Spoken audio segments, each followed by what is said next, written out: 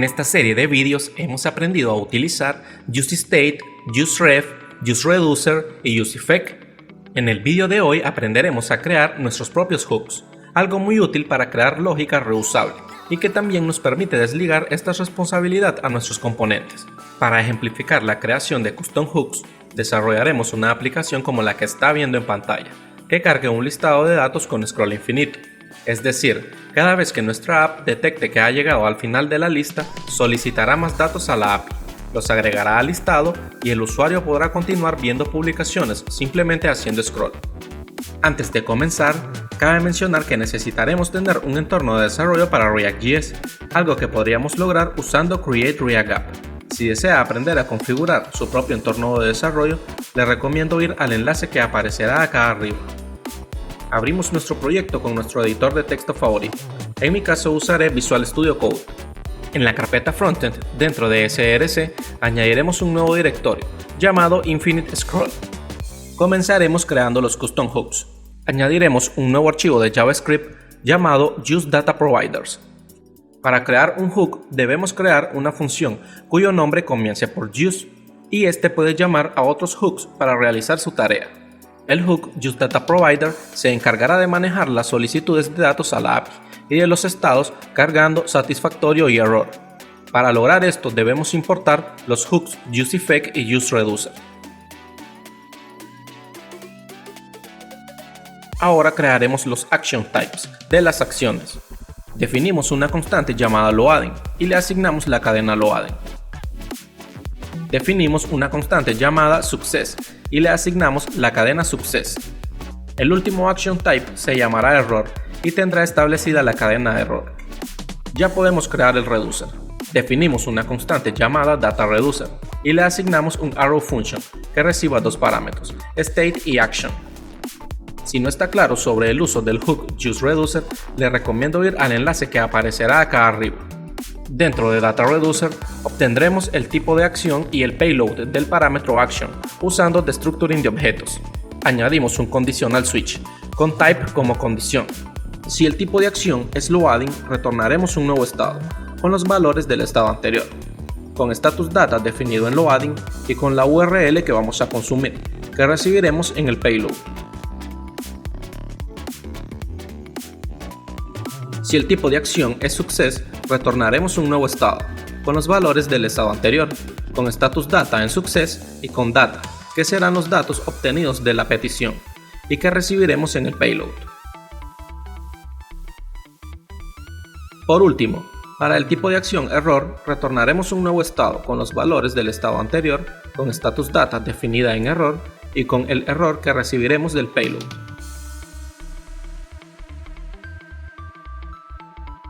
El reducer está terminado. Es momento de crear el hook. Exportamos una constante llamada UseDataProvider. Ahora le asignamos un arrow function que reciba la URL inicial como parámetro.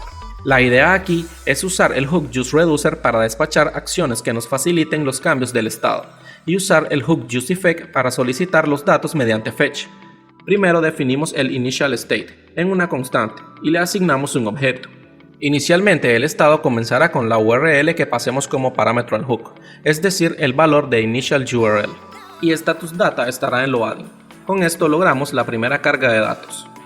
Ahora definimos dos constantes, llamadas state y dispatch, usando destructuring de arreglos, y le asignamos UseReducer, con dataReducer e initial state como parámetros. Con destructuring de objetos obtenemos URL y status data del objeto state. Es momento de emplear UseEffect. Si no comprende bien el uso de UseEffect, le recomiendo ir al enlace que aparecerá acá arriba. A este hook le pasamos dos parámetros, una función callback donde obtendremos los datos y un arreglo donde estableceremos que únicamente queremos descargar datos cuando cambie la URL. En la función UseEffect usaremos un if, donde comprobaremos que el status data es igual a loading y que la URL tiene asignada un valor. Esto es así porque loading es la única acción que permite descargar datos y porque sería incoherente hacer una petición a una URL nula. Ahora si hacemos la petición con fetch a la URL, al resolverse esta promesa retornaremos la petición en formato JSON. Como esto también retorna una promesa, debemos resolverla volviendo a usar el then. En este momento ya tenemos los datos descargados, así que podemos despachar la acción de tipo success, pasándole como payload los datos. Usaremos catch para manejar los errores en caso de que existan, y despacharemos la acción de tipo error, y dentro del payload asignaremos el error.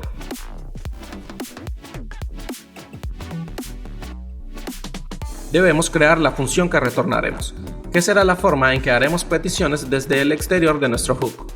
Creamos una constante llamada loading y le asignamos un arrow function que reciba una URL como parámetro.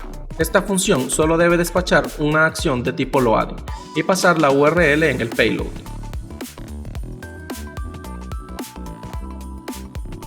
Ahora retornaremos un arreglo con dos valores, que serán el objeto state que contiene el estado y la función loading. Hemos creado nuestro primer hook. En este mismo directorio crearemos otro archivo. Este se llamará useScreen. Este hook nos permitirá interceptar el final de la pantalla y así sabremos que debemos realizar otra petición de datos. Para este hook ocuparemos useState y useEffect, así que los importaremos. Exportamos una constante llamada useScreen y le asignamos un arrow function que reciba como parámetro una referencia y un margen. La referencia será un elemento en el DOM, el cual será detectado por nuestro hook al aparecer. El margin es la distancia desde la cual deseamos detectar el elemento, por ejemplo, 100 píxeles antes de que nuestro elemento aparezca. Creamos dos constantes llamadas isShowing y setShowing y le asignamos useState con el valor false por defecto. Empleamos useEffect pasándole como parámetros una función y un arreglo vacío. Para realizar la tarea de detección de nuestro elemento usaremos la API IntersectionObserver. Añadimos un if para comprobar que esta API exista. Al crear un objeto IntersectionObserver requerimos pasarle como parámetros una función evento que maneje la intersección y también un objeto con las opciones. Primero creamos la función evento. En una constante llamada handleIntersecting asignamos un arrow function que espere un parámetro llamado entries. Creamos una constante llamada entry usando destructuring de arreglos para obtener el primer valor del arreglo entries. Entry cuenta con una propiedad llamada isIntersecting, cuyo valor representa si el elemento se encuentra en intersección. Este valor se lo asignamos a setShowing. Ahora crearemos una constante llamada options y le asignamos un objeto con un atributo rootMargin, que será igual al parámetro margin. Creamos el objeto observer y le asignamos una instancia de IntersectionObserver con handleIntersecting y options como parámetros.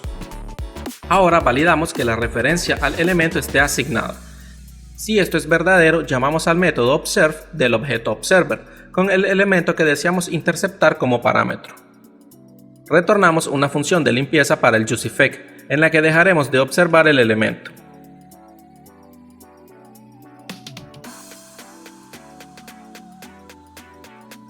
Y para el hook haremos un retorno del valor del estado isShowing. Ya contamos con dos hooks personalizados de uso general, este que permite interceptar un elemento en pantalla y otro que hace peticiones de datos. Ahora crearemos un tercer hook, el cual usará los otros dos hooks para crear la lógica del scroll infinito. En este mismo directorio añadimos un archivo llamado useInfiniteScrollCharacters. Importamos el hook useEffect. Luego importamos el hook useScreen.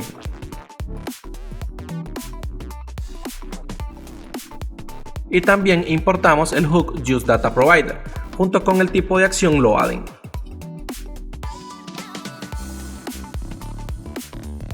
Exportamos una constante llamada useInfiniteScrollCharacters. Y le asignamos un arrow function que reciba dos referencias como parámetros. El parámetro element2observeRef será el elemento a observar, mientras que charactersRef será una referencia que acumulará los datos de los personajes ya descargados a lo largo de la vida útil del componente. Empleamos useScreen, pasándole el elemento a observar y capturando el valor isShowing.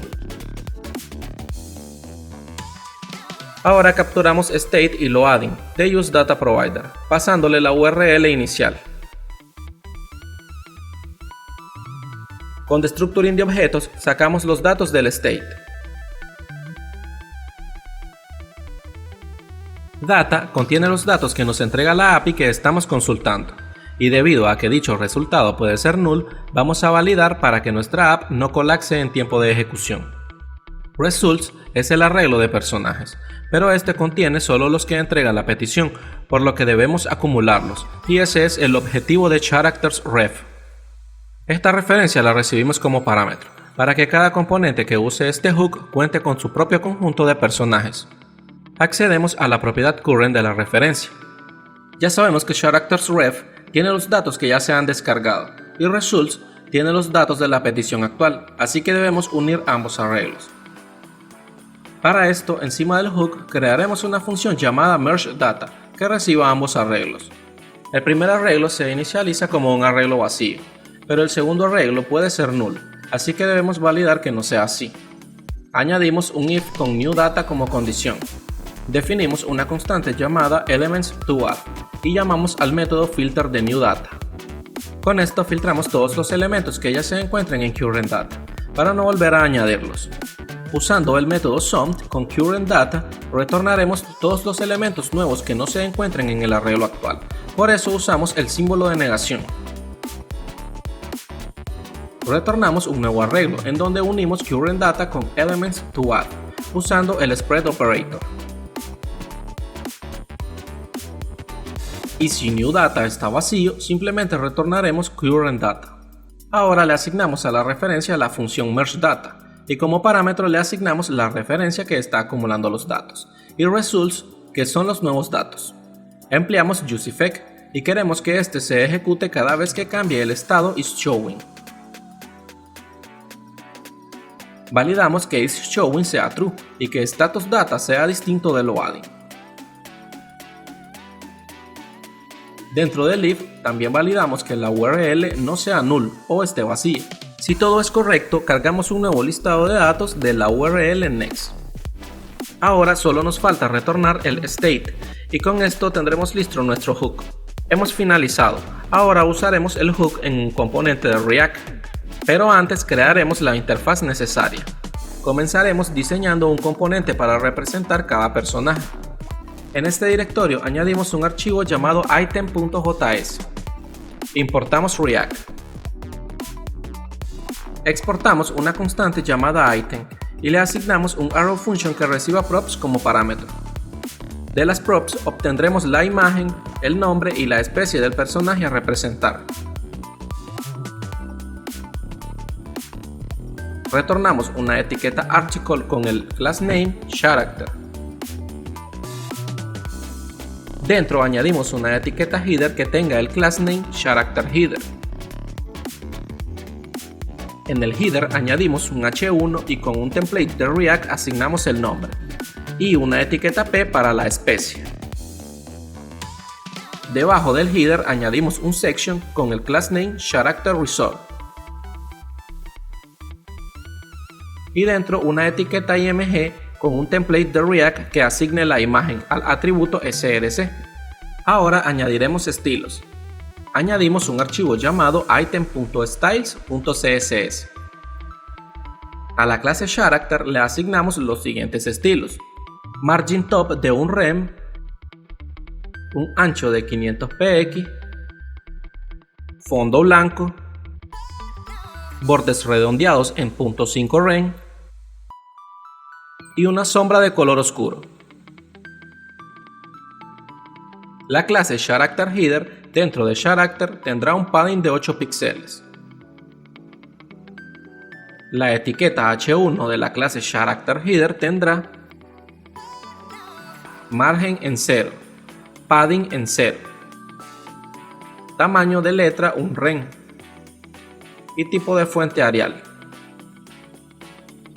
El párrafo de la clase characterHeader tendrá margen en 0, padding en 0, tamaño de fuente de 12 píxeles, fuente en Arial.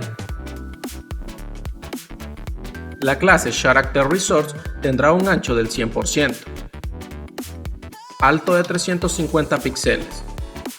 La etiqueta IMG dentro de CharacterResource tendrá ancho del 100%, alto del 100%. Object Fit Encoder, un color de fondo y bordes redondeados en las esquinas inferiores. Ahora iremos al componente item.js. Aquí importaremos los estilos en la parte superior. Para crear la lista de items, en este mismo directorio añadimos un archivo llamado list.js. En este archivo importaremos React. También importamos los action types, loading y error de useDataProvider. Y por último, importamos el componente item. Exportamos una constante llamada list que reciba un objeto llamado props. De las props obtendremos el estado de la petición, el listado de personajes, el error si hay alguno y también la referencia del elemento a observar. Retornaremos una sección con el class name CharactersList.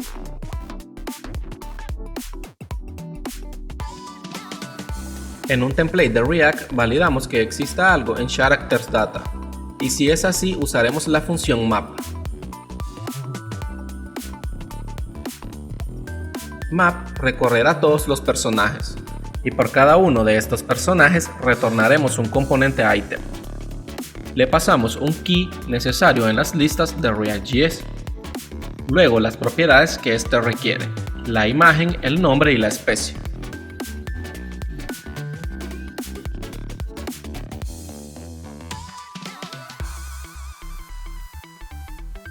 Debajo de la lista añadimos otra etiqueta section. Esta etiqueta será el elemento que observaremos, así que le asignamos la referencia element_to_observe_ref. También le asignaremos el class name loading. Dentro de la sección añadiremos un párrafo con el mensaje cargando una nueva página, y debajo del párrafo añadimos un template de React con un párrafo para representar cuando haya ocurrido un error. Es momento de definir los estilos de la lista. Para eso crearemos un archivo llamado list.style.css. Añadimos un estilo a la etiqueta body. Le asignamos un color púrpura para el fondo. Aquí hay que hacer hincapié en que no es recomendable añadir estilos a elementos que se encuentren en el exterior de un componente, y se considera una mala práctica. A la clase CharactersList le asignamos los siguientes estilos: ancho de 100%, alto mínimo del 100% del tamaño del viewport más 120 píxeles,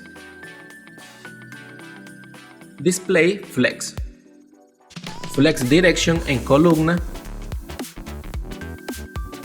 y align items en center. Para la clase loading dentro de CharactersList añadiremos un alto de 120 píxeles. Iremos al componente list a importar estos estilos. Ya tenemos listos los componentes de interfaz y los hooks, así que crearemos un archivo llamado index.js que los utilice. Tenemos que importar React y el hook useRef. También el componente list.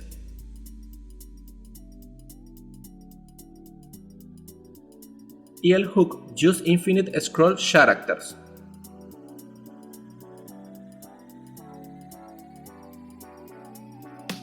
Exportamos una constante llamada characters y le asignamos un arrow function. Este será el componente principal. Creamos una referencia llamada element_to_observe_ref. Definimos otra referencia llamada CharactersDataRef. Esta será la referencia que acumule los datos conforme se descarguen, y le pasamos un arreglo vacío a useRef para que empiece de esta forma. Añadimos una constante llamada state usando destructuring de arreglos y le asignamos el hook useInfiniteScrollCharacters con las referencias de parámetros. Del objeto state obtenemos status data y error. Como interfaz retornaremos el componente list con las propiedades que éste requiere. Status es el estado de la petición. Characters data es el arreglo de los datos a representar, por eso le asignamos el atributo current de la referencia. Pasamos el error y pasamos la referencia que observaremos. Ya hemos finalizado con nuestro componente. Para probarlo debemos ir al archivo index dentro del directorio front. Importamos nuestro componente characters.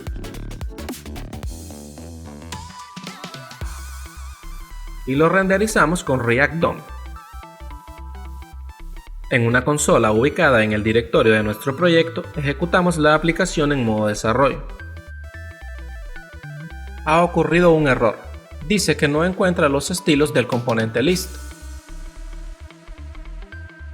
Es porque no escribimos bien la ruta de los estilos. Comprobamos que no hayan más errores en la consola.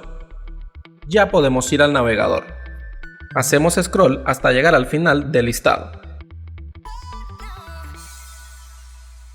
Y podemos ver que ha aumentado la cantidad de datos.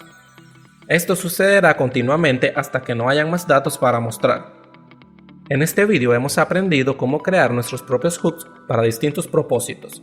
Si te ha gustado el vídeo, deja tu like y suscríbete para recibir más contenido relacionado.